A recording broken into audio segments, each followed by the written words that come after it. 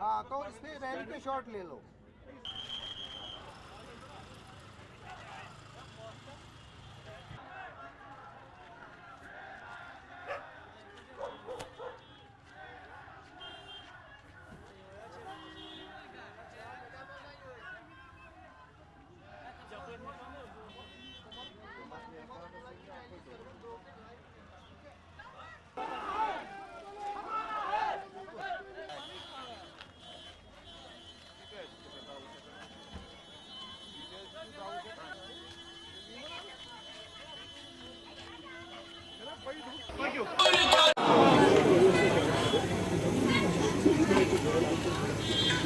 आज शायद रूहुल्लाह साहब की तकरीर से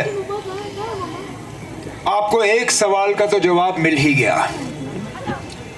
क्योंकि अक्सर बेशतर मुझसे सवाल ये किया जाता है कि श्रीनगर में आगा रूहुल्लाह मेहदी साहब को मैंडेट क्यों,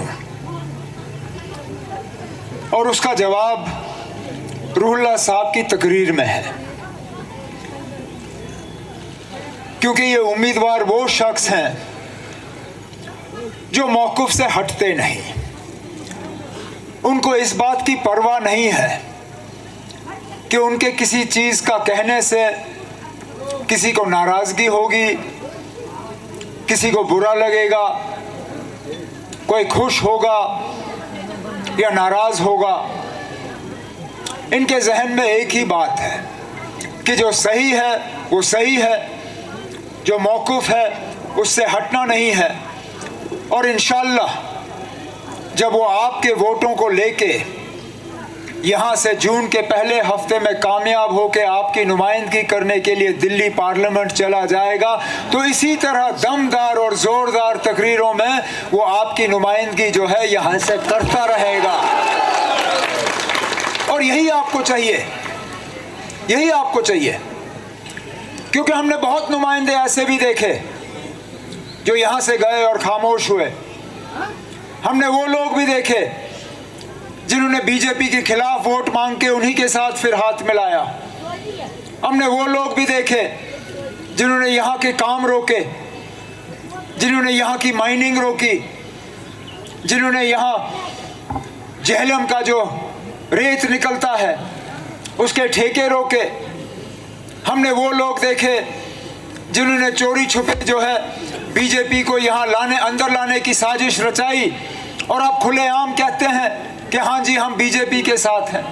उस बीजेपी के साथ जिस बीजेपी के लिए आज भी मुसलमानों के लिए कोई जगह नहीं,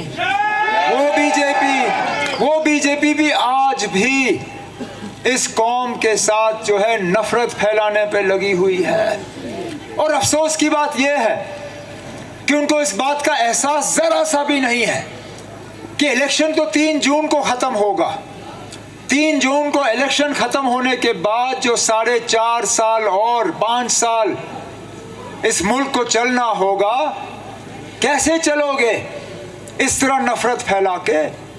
कहीं मंगलसूत्र की बात, कहीं ज़मीन की बात, लेकिन मकसद ये कि किसी ना किसी तरह तनाव पैदा हो, दुश्मनी पैदा हो, नफरत फैल जाए। कहने के लिए तो ये लोग कहते हैं कि तरक्की हुई जम्मू कश्मीर में, कहने के लिए तो ये लोग कहते हैं कि 370 हटने पे यहाँ लोगों ने बहुत तरक्की देखी। अरे नाब, क्यों हमारे जख्मों में आप नमक छिड़क रहे हो?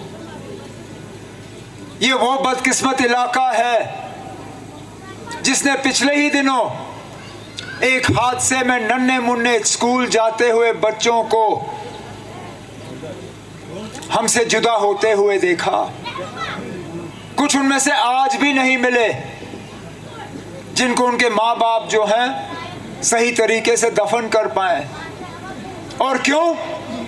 क्योंकि वो पुल उनके लिए बना नहीं, वो पुल उनके लिए बना नहीं जो पुल हमारे दौर में सैंक्शन हुआ था।